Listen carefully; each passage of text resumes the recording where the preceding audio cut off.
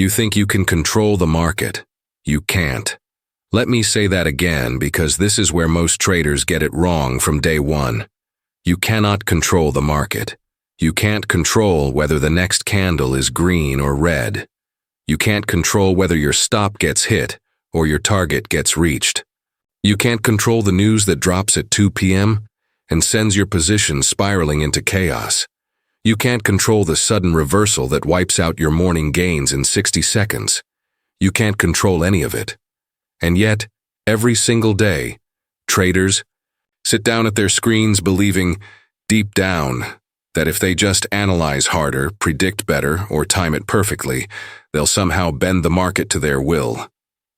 That's the illusion of control.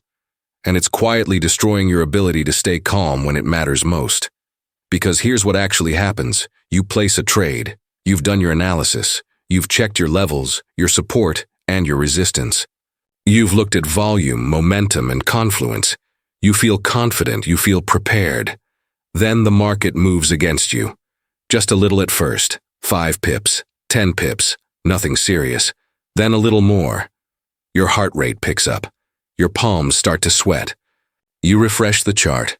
You check the news feed. You scroll through Twitter looking for confirmation. You start second-guessing everything. Did I miss something? Is there news I didn't see? Should I get out now before it gets worse? Why does this happen? Because you believed you were in control. And now the market is showing you, brutally, indifferently, that you never were. This is the fundamental delusion that separates traders who survive from traders who blow up. It's not about controlling outcomes. It's about controlling yourself when everything around you is chaos. Think about it like this. A sailor doesn't control the ocean. The ocean does whatever it wants. Storms come without warning. Waves rise 20 feet high. Winds shift violently. The sailor's job isn't to control the water. That's impossible. His job is to control the ship, to adjust the sails, to stay steady at the helm even when everything is rocking violently beneath him, to keep his hands firm and his mind clear when the world is chaos. That's trading. You're not here to control the market. You're here to control your response to it. And if you can't accept that, if you keep clinging to the idea that you should be able to predict, control, or dominate this thing, then you'll never stay calm when the pressure hits. Because every unexpected move will feel like a personal attack. Every loss will feel like failure. Every drawdown will trigger panic. Every red candle will feel like the market is conspiring against you specifically. The professionals? They know better. They've internalized this truth at a bone-deep level. They've accepted the reality that the only thing they control is their discipline, their process, their risk management, and their emotional response. That's it. That's the entire game. And once you truly accept that, not just intellectually, but emotionally and viscerally, everything changes. The anxiety lessens. The panic subsides. The desperation to be right fades away. But accepting it is harder than you think, because your body, your biology, and your very nervous system are wired to fight against this truth every single step of the way. Your body wasn't built for trading. Let me be completely clear about that. Your nervous system, the one you're relying on right now to stay calm and make rational decisions in front of a screen, was designed for a completely different world. A world where threats were physical and immediate, where danger meant predators, not price action, where survival required split-second instinctive reactions, not patience, discipline, and emotional detachment. And that's the problem. When you see your position go deep into the red, your brain doesn't rationally register it as variance within expected parameters or part of the statistical process. It registers it as a threat, as danger, as something that needs to be fixed right now. Your amygdala, the primitive almond-shaped part of your brain responsible for survival, fires up like an alarm system. Cortisol, the stress hormone, floods your bloodstream. Your heart rate spikes. Your breathing becomes shallow and rapid. Your muscles tense. Your vision narrows. Blood flows away from your prefrontal cortex, the part of your brain responsible for rational thought, planning, and decision-making. and rushes to your limbs, preparing you to fight or flee. And suddenly, you're not thinking clearly anymore. You're not analyzing probabilities. You're not following your plan. You're not executing with discipline. You're in full fight or flight mode. And in that state, you're no longer a trader. You're a reactive animal desperately trying to escape perceived danger. This is why you do things you know you shouldn't do. Moving your stop loss further away because you just need a little more room. Cutting winning positions early because you're afraid of giving back profit. Doubling down on losing trades because you can't accept being wrong. Revenge trading immediately after a loss because you feel like you need to make it back right now. It's not stupidity. It's not lack of knowledge. It's not even poor discipline in the traditional sense. It's biology. Your nervous system is doing exactly what it was designed to do: protect you from perceived danger, trigger immediate action, get you out of the threatening situation as quickly as possible. The problem is, the danger isn't real. The market isn't attacking you. It's not sentient. It's not vindictive. It's just moving the way it always moves, indifferent to your position, your emotions, your bills, and your dreams. But your body doesn't know the difference between a red candle and a charging predator. To your amygdala, they're both threats that demand immediate response. And here's the brutal truth that nobody wants to hear. The market doesn't care about your fear. It doesn't care that you're stressed. It doesn't care that you need this trade to work because you lost the last 3. It doesn't care that your bills are due next week, that you promised yourself you'd be profitable this month, or that you've been working so hard and deserve a win. The market is completely, utterly indifferent to your emotional state. It just moves. And while it's moving, doing exactly what it's supposed to do, your nervous system is actively sabotaging you. It's hijacking your decision-making. It's turning you from a disciplined professional into an impulsive gambler. This is why staying calm isn't just a nice-to-have skill. It's not a bonus trait that separates good traders from great ones. It's the skill, the foundational skill, the skill that determines whether you survive or blow up. Because if you can't regulate your nervous system, if you can't override those primitive survival instincts, you will lose. Not because your strategy is bad, not because you don't understand technical analysis, not because you haven't studied enough, but because your own body is working against you. Professional traders understand this at a level most people never reach. They know their biggest enemy isn't the algorithm on the other side of their trade. It's not the institutional money, the market makers, or the whales. It's the voice in their head, the knot in their stomach, the trembling in their hands, the overwhelming impulse to act when they should be still. And they've trained themselves, through thousands of hours, through painful repetition, through brutal self-awareness, to recognize when their nervous system is hijacking their decision-making. They've learned to pause, to breathe, to create space between stimulus and response, to let the wave of emotion crash over them and pass through them without acting on it. But most traders, they never get there. They stay trapped in the reactive loop, wondering why they keep making the same mistakes over and over again, month after month, year after year. Let me show you what this looks like in real life, with 2 traders facing the exact same situation. 2 traders, same strategy, same setup, same entry point, same risk management rules. Let's call them Trader A and Trader B. They both see the same breakout on the EUR/USD. Clean consolidation, volume building, and momentum confirming. The setup is textbook. They both enter at 1.0850. They both set their stop loss at 1.0820, 30 pips of risk. They both target 1.0910, a 2-to-1 risk-reward ratio.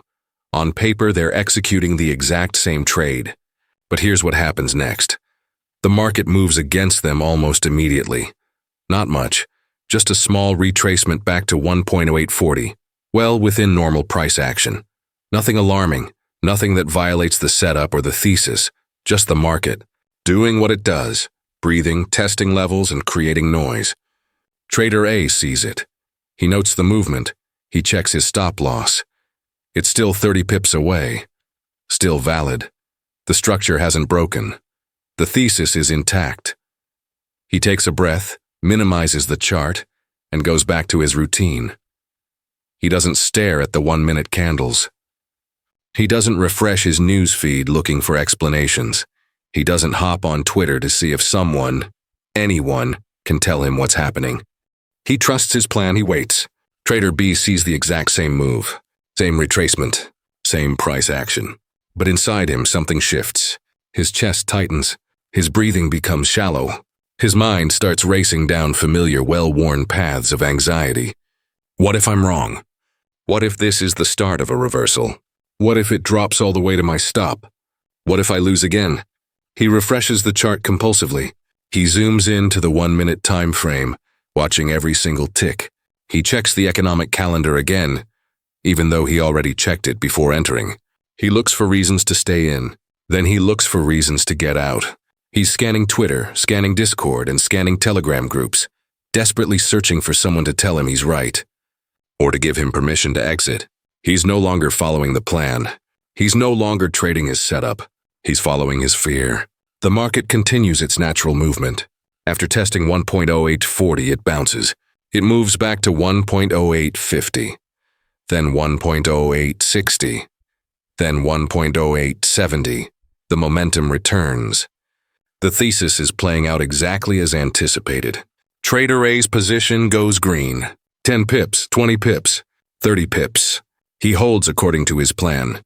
He's watching the structure, not the profit. Eventually, it hits his target at 1.910. He closes the position. 60 pip winner. 2-to-1 risk reward locked in. No drama, no stress. Just execution. Trader B? He couldn't handle the heat. When the price dropped to 1.0840 and stayed there for a few minutes that felt like hours, he panicked.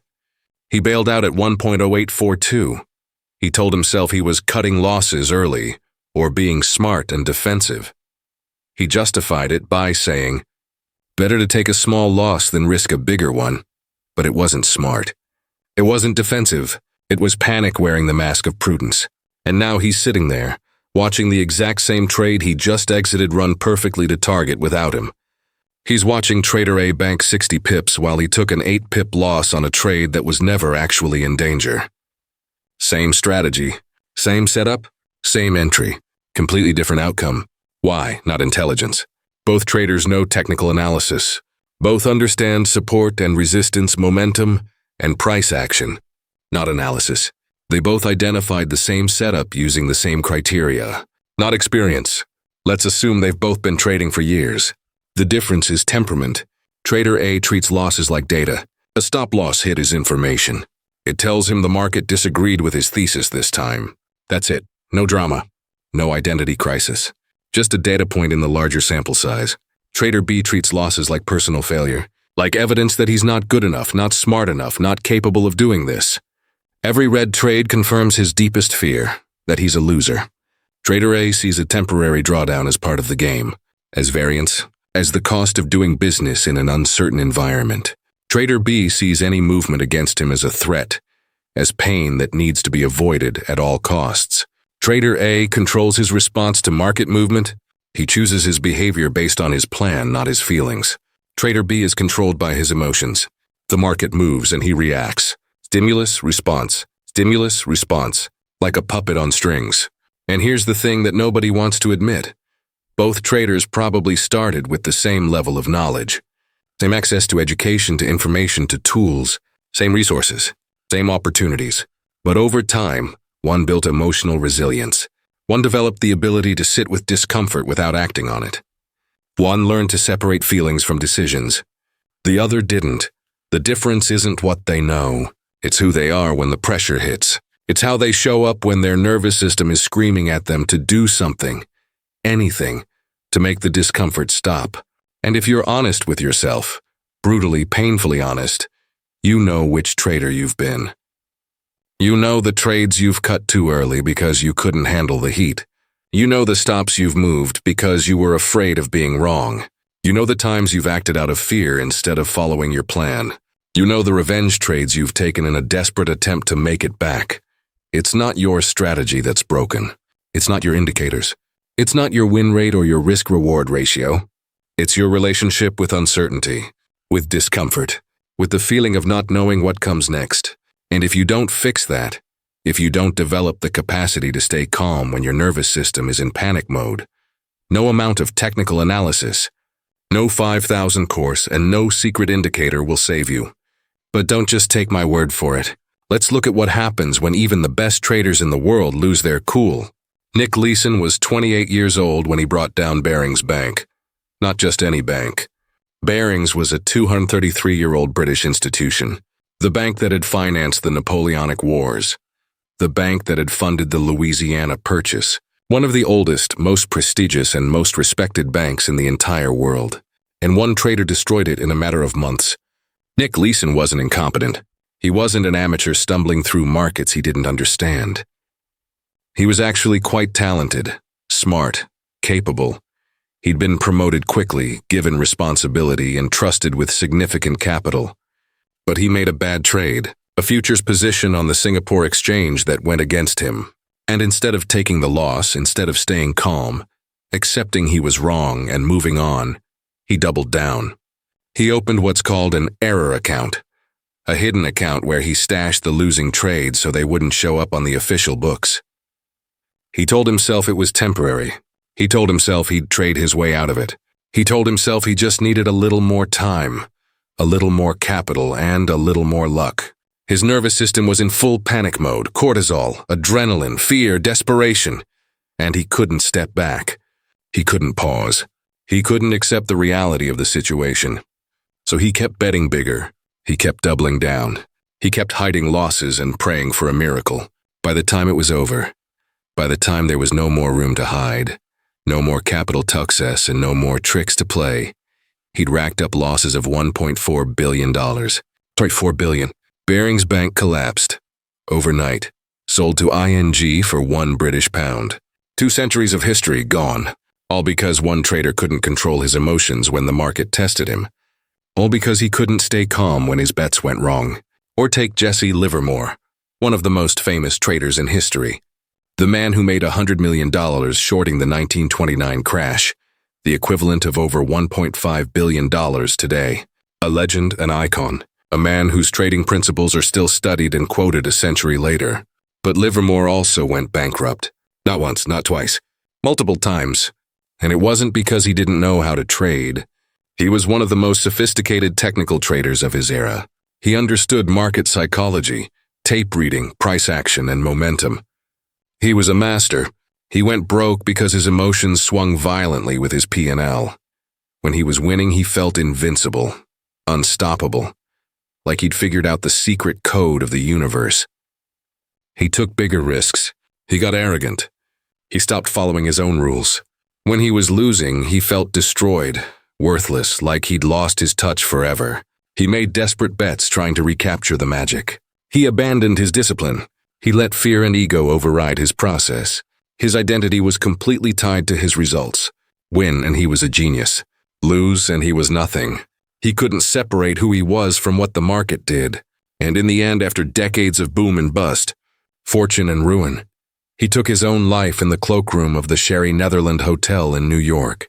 His final note read, "My life has been a failure." This was a man who'd made fortunes, plural, a man who'd achieved things most traders only dream about. But he never mastered his own mind. Even George Soros, the man who broke the Bank of England, who made $1 billion in a single day betting against the British pound, and who's built one of the most successful track records in the history of finance, has talked openly about the physical pain he experiences when trades go against him. Backaches, shoulder tension, knots in his stomach. His buddy is screaming at him that something's wrong, that danger is present, and that he needs to act. But here's the crucial difference. Soros learned to use that pain as information, not as a trigger for panic. He doesn't ignore the signals. He doesn't suppress them. He listens to them, but he doesn't let them control his decisions. He creates space between the feeling and the action. He stays calm enough to assess whether the pain is telling him something valid about the trade or just reflecting his own fear. He trained himself to operate under pressure without being controlled by it. These aren't amateurs. These aren't retail traders who stumbled into the market with a Robin Hood account and a dream. Leeson, Livermore, and Soros. These are some of the sharpest, most capable minds in the history of finance.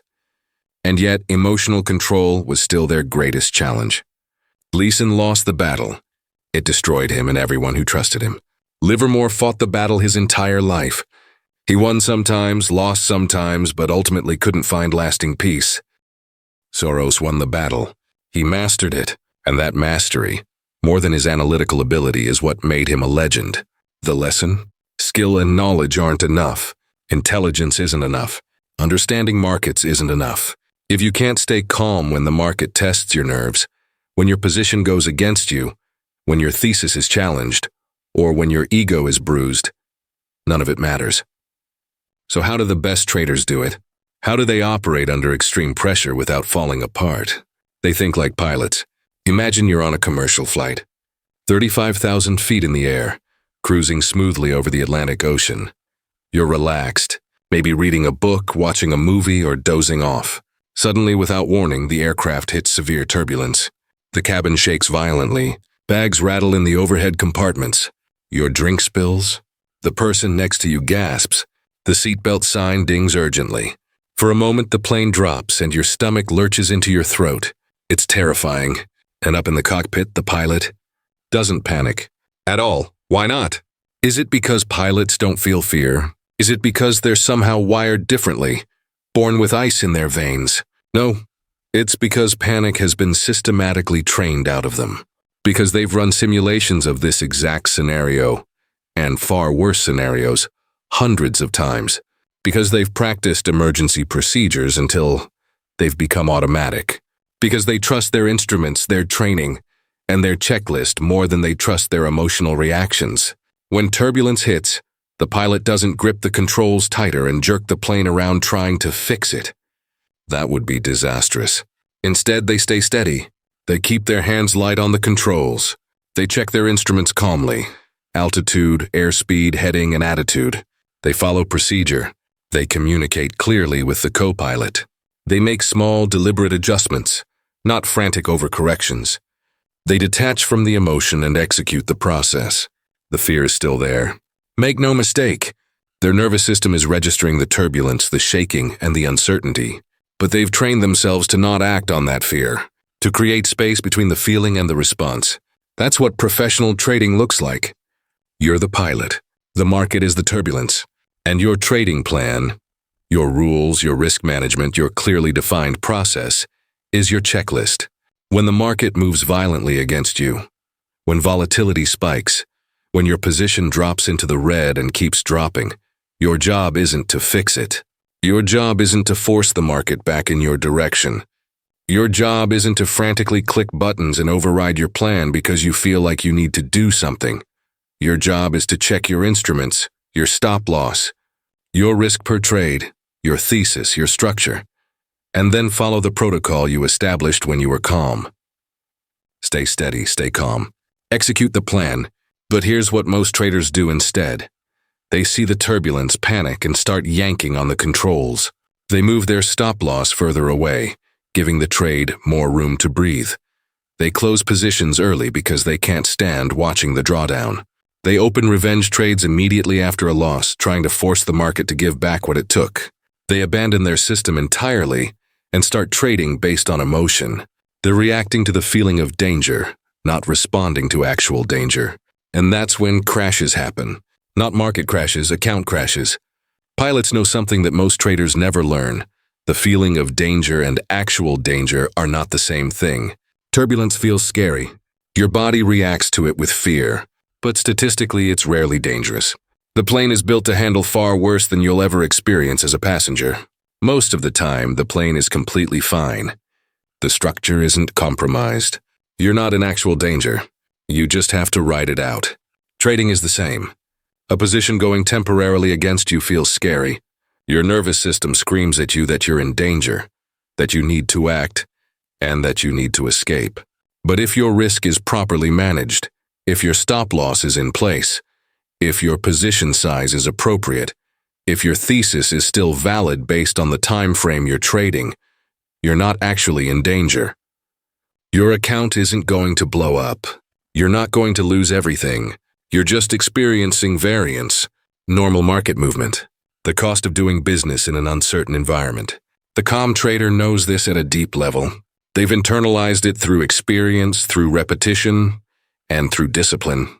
They've trained themselves to separate feeling from reality, to trust their process more than their emotions, to stay detached from individual outcomes while remaining engaged with the long-term game. And here's the key word: detachment. Most people hear that word and think it means being cold, unfeeling, and robotic, like you don't care at all. That's not what it means. Detachment isn't about not caring. It's about not letting your self-worth, your identity, or your emotional state become dependent on things you can't control. Pilots are deeply engaged with flying the plane safely. They care immensely about getting their passengers to their destination, but they're detached from the turbulence itself. They don't take it personally. They don't let it dictate their actions. Professional traders are deeply engaged with executing their process. They care about following their plan, managing risk, and staying disciplined. But they're detached from individual trade outcomes. They don't take losses personally. They don't let one bad trade dictate their next decision. Detachment isn't cold. It's professional. And your trading plan? That's your checklist. That's the protocol you follow when the turbulence hits and your emotions are screaming. When you're calm, before you enter a trade, you decide, here's my entry, here's my stop, here's my target, here's my risk, here's what will tell me I'm wrong, here's what will tell me I'm right. Then, when you're in the heat of the trade and your nervous system is going haywire, you don't make new decisions. You follow the checklist. You execute the protocol. That's how you stay calm under pressure, not by eliminating fear, but by having a system you trust more than your fear. And here's another way to think about this: a perspective that completely reframes what staying calm actually means in the context of trading. A casino doesn't get nervous when someone wins big at the blackjack table. Think about that for a second. Someone just walked up to a table, played for 20 minutes, and walked away with $50,000 of the casino's money. They're celebrating. They're euphoric. They beat the house. And casino management? They don't panic. They don't hold emergency meetings. They don't change the rules or ban blackjack or question their entire business model. Why not? Because the casino isn't playing the hand. They're playing the game. They're not focused on whether this specific person wins or loses on this specific night. They're focused on whether their edge plays out over thousands and thousands of hands, with thousands and thousands of players, over months and years. They've accepted variance as part of the model. They've accepted that in the short term, anything can happen. Someone will get lucky. Someone will win big. Someone will walk away with a story to tell. But over time, over enough iterations, the math works. The edge manifests. The probabilities play out. And the casino always wins. Not because they're lucky. Not because they manipulate individual outcomes.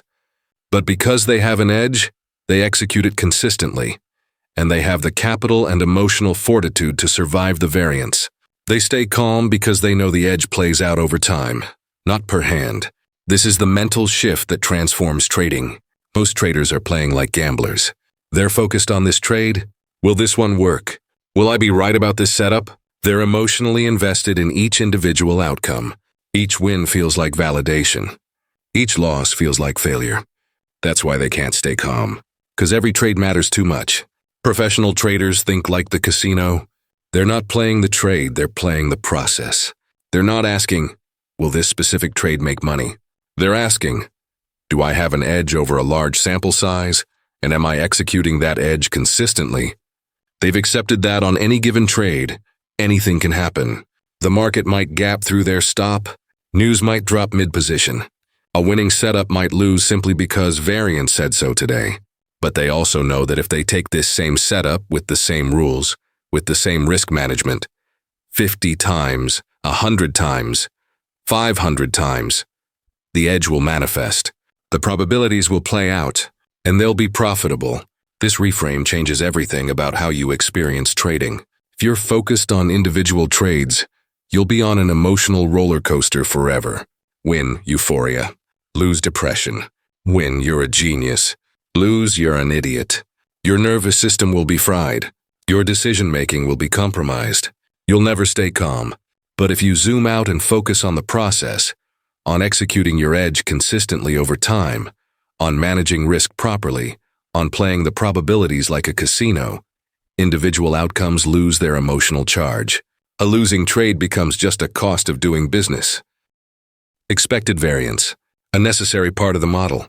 A winning trade becomes confirmation that you're executing the process, not validation of your worth as a person. You stay calm because you're not attached to this outcome. You're confident in the aggregate. The casino doesn't sweat a single big winner because they trust the math over thousands of hands. You don't sweat a single loss because you trust your edge over hundreds of trades. That's the shift. And it's not just theoretical, it's practical. Because when you stop needing each trade to work, you stop doing the desperate emotional things that sabotage your results. You stop moving. You stop cutting winners early. You stop revenge trading. You stop forcing setups that aren't there. Why? Because you're not playing for this trade anymore. You're playing the long game. And in the long game, discipline is everything. Which brings us to the hardest lesson of all. The hardest thing in trading isn't pulling the trigger. Let me repeat that. Because it's counterintuitive and most traders don't believe it until they've been humbled enough times. The hardest thing in trading isn't pulling the trigger. It's keeping your hands off the keyboard when your emotions are screaming at you to do something. Overtrading. Revenge trading. Forcing setups that aren't there. Entering positions out of boredom. Taking low probability trades just because you're anxious. Clicking buttons to feel like you're active and engaged, even when there's nothing to do. All of it stems from the same root cause. The inability to sit still when your nerves are rattled. Most traders think the skill is action. Finding trades. Executing trades. Being in the game. But the real skill, the skill that separates long-term winners from everyone else, is in action. Discipline isn't about doing more. It's about doing less. But doing it right. Let me tell you about Richard Dennis and the turtle traders. In 1983, Richard Dennis was one of the most successful traders in the world. He'd turned a $5,000 stake into over $100 million trading commodities. He believed that trading could be taught, that it wasn't some innate gift, but a set of rules and principles that anyone with discipline could follow. His partner, William Eckhart, disagreed. He thought great traders were born, not made. So they made a bet. Dennis would recruit a group of regular people off the street, teach them his system, give them capital, and see if they could become profitable traders. He called them the Turtles because he'd seen turtle farms in Singapore and liked the idea of growing traders the way you'd grow turtles. He taught them a trend-following system, simple mechanical rules, when to enter, when to exit, how much to risk. Nothing complicated, nothing proprietary, just a clear process. And then he gave them the most important lesson, the lesson that most of them struggled with more than anything else. Wait. Wait for your setup. Wait for your signal. Wait for the conditions to align with your rules. Don't trade out of boredom. Don't trade because you feel like you should be doing something. Don't trade because other people are making money and you're not. Just wait. Some of the turtles became wildly successful. They made millions. They went on to build legendary careers. Others failed. Not because they didn't understand the system. They understood it perfectly. They failed because they couldn't wait. They couldn't handle the psychological discomfort of sitting on their hands while the market did nothing. They couldn't endure the boredom, the drawdowns, or the stretches where there were no good setups. They had to do something, and that something destroyed them. Because here's the truth. In trading, doing nothing is often the highest value action you can take. Think about it. If your edge only appears 20% of the time, then 80% of the time, the correct action is to not trade. To wait, to be patient, to preserve capital and mental energy for when the real opportunities appear. But waiting feels terrible. It feels passive. It feels like you're missing out. It feels like you're not really working. Your nervous system interprets inaction as vulnerability, as wasted time, as falling behind. So you start looking for trades that aren't there. You start forcing setups. You start lowering your standards. You start telling yourself, well, it's not perfect, but it's close enough. And slowly, without realizing it, you're no longer trading your edge. You're trading your anxiety. The best traders have learned to sit in the discomfort of doing nothing. They've trained themselves to be okay with boredom, with stillness, with watching the market for hours and not taking a single trade. They understand that not losing is just as important as winning, that preserving capital during low-probability environments is what allows you to capitalize on high-probability environments. They've internalized the idea that discipline isn't about how often you trade. It's about only trading when your edge is present. Sometimes the most powerful thing you can do is close your platform, walk away, and live your life. No revenge trades, no FOMO trades, no boredom trades, just patience, just discipline, just waiting for your pitch. Because here's what nobody tells you. The market will always be there tomorrow. Next week, next month, next year, there will always be another setup, another opportunity, another chance. But if you blow up your account today because you couldn't sit still, there won't be a next time. You'll be out of the game, watching from the sidelines, wishing you'd had the discipline to do nothing when nothing was the right move. The turtle traders who succeeded weren't smarter than the ones who failed. They weren't better analysts. They didn't have secret information.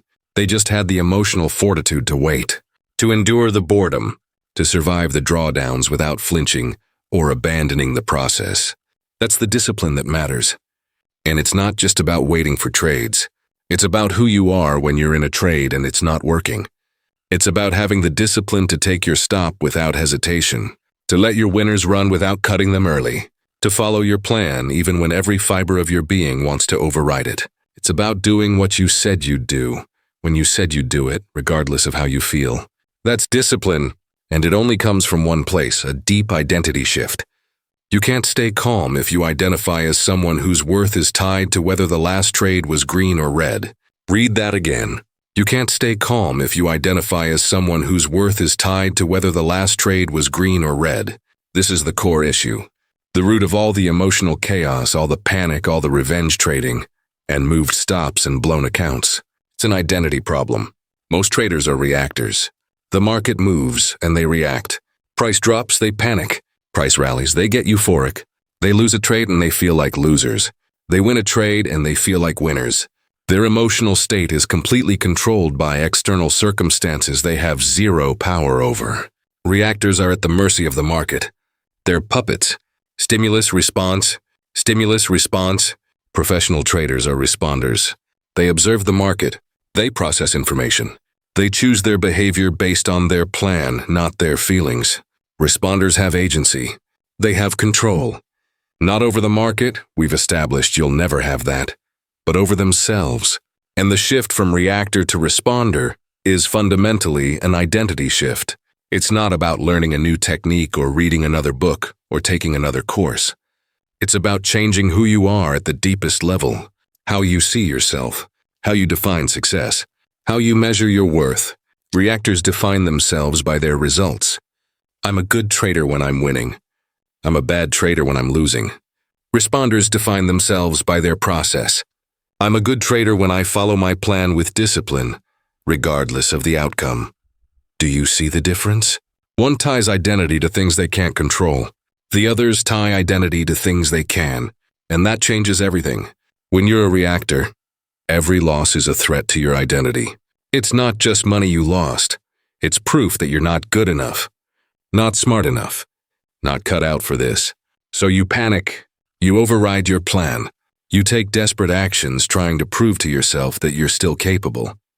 When you're a responder, a loss is just data. It's information. It's the market telling you that your thesis was wrong this time, or that variance went against you.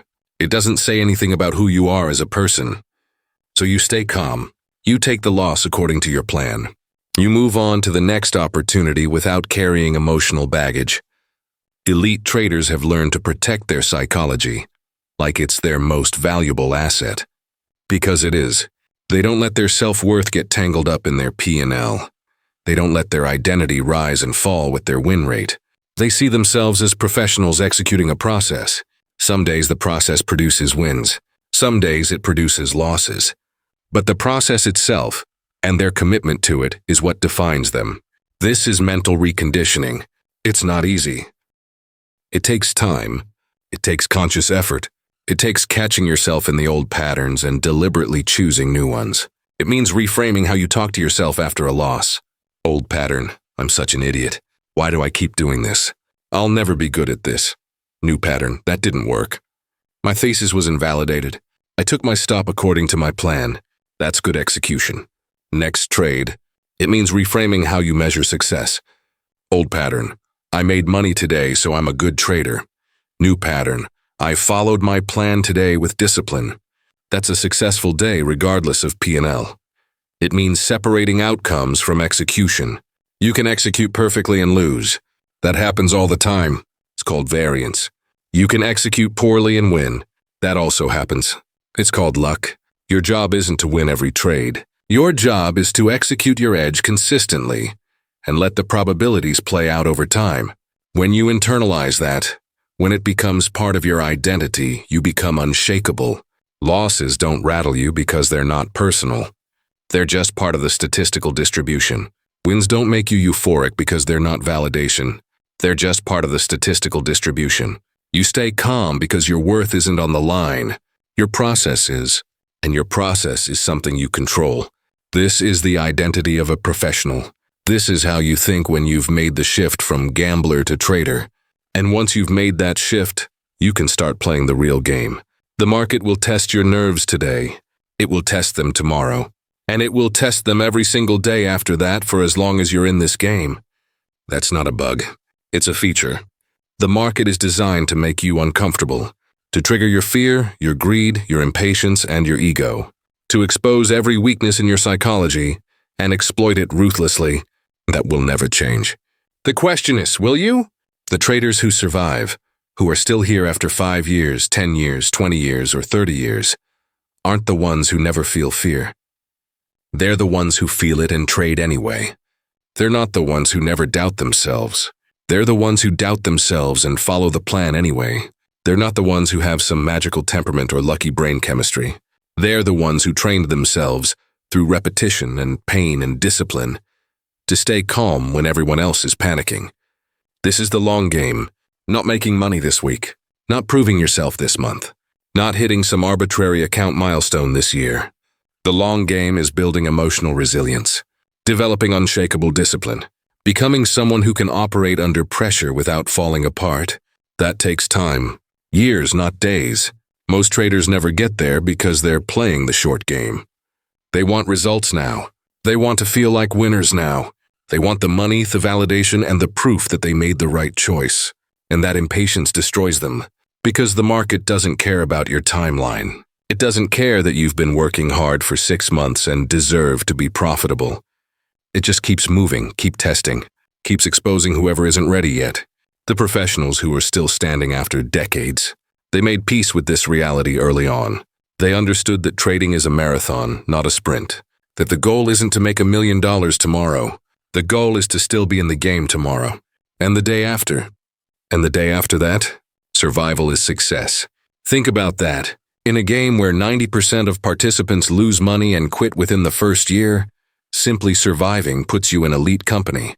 If you can make it through the first year without blowing up, you're ahead of most. If you can make it through the first 5 years while staying disciplined and continuing to learn, you're in rare air. If you can make it through 10 years, 20 years, 30 years, you're a legend, whether you're trading millions or thousands. Because you survived. You stayed in the game. You didn't quit when it got hard. You didn't blow up when you were tested. And that's the real accomplishment. Not the flashy wins, not the Instagram screenshots, not the Lamborghini in the garage. Just quietly, consistently, year after year, managing risk, following your process, staying calm when others panic, and surviving. Staying calm isn't about eliminating emotion. You'll never do that. You're human. It's about not letting emotion dictate your decisions. It's about feeling the fear and executing the plan anyway. It's about sitting with discomfort without acting on it. It's about trusting your process more than your feelings. That's the skill. That's the edge. That's what separates the 10% who make it from the 90% who don't. And here's the good news. It's trainable. It's not some mystical gift. It's not genetics. It's a skill you can develop through deliberate practice. Every time you follow your plan despite your fear, you're training it. Every time you take your stop without hesitation, you're training it. Every time you resist the urge to revenge trade, you're training it. Every time you sit on your hands when there's no setup, you're training them. It's repetition. It's building new neural pathways. It's reconditioning your nervous system to respond differently to stress. And over time, it gets easier. Not easy, but easier. The panic becomes less intense. The fear becomes more manageable. The impulses become easier to resist. You start to trust yourself, to trust your process, to trust that you can handle whatever the market throws at you. And that trust, that deep earned confidence is what allows you to stay calm even when everything around you is chaos. The professionals who've been doing this for 30 years, they've seen it all. Every type of market condition, every type of loss, every type of psychological test. And they're still here, still trading, still disciplined, not because they're special, but because they mastered one thing, staying calm when it matters most. Now it's your turn. This is where the script becomes a mirror. You've heard the stories. You've seen the breakdowns. You've been shown the path. Nick Leeson, who couldn't stay calm and destroyed a 233-year-old institution. Jesse Livermore, who made and lost fortunes because he couldn't separate his identity from his results. George Soros, who mastered his emotions and became a legend. The two traders, one who stayed calm and profited, one who panicked and lost. The pilot who trusts the checklist when turbulence hits. The casino that stays calm because it trusts the edge over time. The turtle traders succeeded because they had the discipline to wait. You've been given the tools, the frameworks, the mental models, the truth about what staying calm actually means. Now comes the only question that matters. When the market tests your nerves again, and it will, who will you choose to be? Will you be the gambler who panics at the first sign of discomfort? Who moves stops, cuts winners early, revenge trades, forces setups, and sabotages himself with emotional decisions? Or will you be the professional who breathes, checks the plan, follows the process, and executes with detachment? Will you be a reactor, controlled by every market move, every red candle, and every moment of uncertainty? Or will you be a responder, observing the chaos, feeling the emotions, but choosing your behavior based on discipline rather than fear? Because here's the raw truth, the truth that no course or mentor or video can sugarcoat. Your trading career, your entire future in this game, will be determined by how you answer this question in the next moment of pressure. Not in the abstract, not in theory, not when you're calm and everything's going well, but in the heat of the moment. When your position is bleeding, when your stop is about to get hit, when you just took 3 losses in a row, when your bills are due and your account is down and every instinct is screaming at you to do something, that's when it matters. That's when your choice defines you. And the hardest part? Nobody can make that choice for you. I can't trade your account. Your mentor can't click your buttons. Your community can't manage your emotions. It's just you, alone, facing the market and yourself. And in that moment, you'll either rise to the challenge or fall back into old patterns. You'll either trust the process or trust your panic. You'll either be who you want to be or who you've always been. The good news is that every moment is a new opportunity. Every trade is a chance to choose differently. Every time the pressure hits, you get another rep. Another opportunity to build the skill, to strengthen the discipline, to become the trader you're capable of being. But it requires commitment, real commitment. Not the surface level, I'll try harder kind. The deep identity level, I'm changing who I am kind. It requires you to stop lying to yourself about why you keep making the same mistakes. It requires you to face the uncomfortable truth that your strategy isn't the problem, your psychology is. It requires you to do the hard, unglamorous work of reconditioning your nervous system, reframing your identity, and building emotional resilience through repetition and discipline. Most traders won't do this work. They'll keep looking for the magic indicator, the perfect strategy, and the secret that will finally make everything easy. And they'll keep losing. But you have a choice. You can close this video and go right back to the same patterns, the same emotional trading, the same cycle of hope and disappointment. Or you can decide, right now, in this moment, that you're done being controlled by your emotions. That you're ready to do what it takes to become the kind of trader who stays calm when everyone else is panicking. The kind who survives, who endures, who's still here years from now because they mastered the one skill that matters most. The market will test you tomorrow. It will test you next week. It will test you for as long as you're in this game. The only question is, will you be ready? Will you choose calm over chaos? Discipline over emotion? Process over outcome? Professional over gambler? That's the challenge. And your answer, not what you say, but what you do when the pressure hits, will determine everything. Who will you choose to be?